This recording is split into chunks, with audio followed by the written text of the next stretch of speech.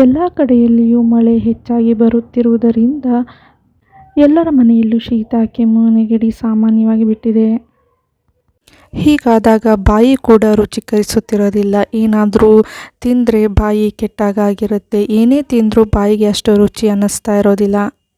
ಹಾಗಾಗಿ ನಾನಿವತ್ತು ಎಲ್ಲರಿಗೂ ಉಪಯೋಗ ಆಗಲಿ ಅಂತ ಮನೆಯಲ್ಲಿರೋಂತಹ ಬೇಸಿಕ್ ಐಟಮ್ಸ್ನ ಉಪಯೋಗಿಸ್ಕೊಂಡು ಬಾಯಿಗೆ ರುಚಿಕರಿಸುವಾದಂತಹ ಹುಣಸೆ ಗೊಜ್ಜನ್ನು ಹೇಗೆ ಮಾಡೋದು ಅಂತ ತಿಳಿಸ್ಕೊಡಕ್ಕೆ ಬಂದಿದ್ದೀನಿ. ನಮಸ್ಕಾರ ಪ್ರಿಯ ವೀಕ್ಷಕರೇ, ಈ ವಿಡಿಯೋವನ್ನು ಕೊನೆ ತನಕ ನೋಡಿ ನಿಮಗೆ ಇಷ್ಟವಾದಲ್ಲಿ ಲೈಕ್ ಮತ್ತು ಕಮೆಂಟ್ ಹಾಗೂ ಶೇರ್ ಮಾಡುವುದರ ಮೂಲಕ ಮತ್ತಷ್ಟು ಹೊಸ ರೆಸಿಪಿಗಳನ್ನು ಹಾಕುವುದಕ್ಕೆ ಪ್ರೋತ್ಸಾಹಿಸಿ ಮತ್ತು ನೋಟಿಫಿಕೇಷನ್ಗಾಗಿ ಬೆಲ್ ಐಕಾನನ್ನು ಒತ್ತಿ.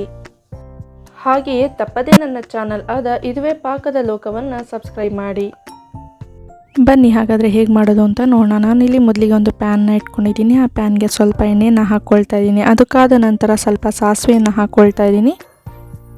ನಂತರ ಜೀರಿಗೆ, ಕೆಂಪು ಮೆಣಸಿನಕಾಯಿ, ಇದು ನಿಮ್ಮ ಖಾರಕ್ಕೆ ಅನುಗುಣವಾಗಿರಲಿ, ಕರಿಬೇವು ಎಲ್ಲವನ್ನು ಹಾಕಿ ಸ್ವಲ್ಪ ಫ್ರೈ ಮಾಡ್ಕೊಳ್ತಾ ಇದ್ದೀನಿ. ಮೀಡಿಯಮ್ ಸೈಜ್ನಲ್ಲಿ ಹೆಚ್ಚಿದಂತಹ ಈರುಳ್ಳಿಯನ್ನು 1 ಕಪ್ ತಗೊಳ್ತಾ ಇದ್ದೀನಿ. ಚೆನ್ನಾಗಿ ಫ್ರೈ ಮಾಡ್ಕೊಳ್ತಾ ಇದ್ದೀನಿ. ಇದು ಎಷ್ಟು ಸಿಂಪಲ್ ಗೊಜ್ಜು ಅಂತಂದರೆ ನಿಮ್ಗೆ ಇಷ್ಟ ಬಂದಾಗ ಅಥವಾ ಮನೆಯಲ್ಲಿ ತರಕಾರಿ ಬೇಳೆ ಏನು ಇಲ್ಲದೆ ಇದ್ದಾಗ ಸಿಂಪಲ್ಲಾಗಿ ಬೇಕನ್ನಿಸ್ದಾಗ ಬಾಯಿಗೆ ರುಚಿಕರಿಸೋ ಹಾಗೆ ಮಾಡ್ಕೊಂಡು ತಿನ್ಬೋದು. ನೋಡಿ, ಅದು ಈ ರೀತಿ ಫ್ರೈ ಆಗಬೇಕು. ನಂತರ ಇದಕ್ಕೆ ಹುಣಸೆ ರಸನ 1 ಕಪ್ ಹಾಕ್ಕೊಳ್ತಾ ಇದ್ದೀನಿ. ಬೆಲ್ಲ ಸಣ್ಣದು 1 ಕಪ್ಪಲ್ಲಿ ಹಾಕ್ಕೊಳ್ತಾ ಇದ್ದೀನಿ. ಉಪ್ಪು ಎಲ್ಲವನ್ನು ಹಾಕಿ ಚೆನ್ನಾಗಿ ಮಿಕ್ಸ್ ಮಾಡಿ ಕುದಿಸ್ಕೊಳ್ತಾ ಇದ್ದೀನಿ. ಹುಣಸೆ ರಸದ ಹುಳಿ, ಬೆಲ್ಲ ಮತ್ತು ಉಪ್ಪು ಇವೆಲ್ಲವೂ ಚೆನ್ನಾಗಿ ಈರುಳ್ಳಿಯೊಂದಿಗೆ ಮಿಕ್ಸ್ ಆಗಬೇಕು. ಅಲ್ಲಿ ತನಕ ಚೆನ್ನಾಗಿ ಕುದಿಸ್ಕೊಳ್ಬೇಕು.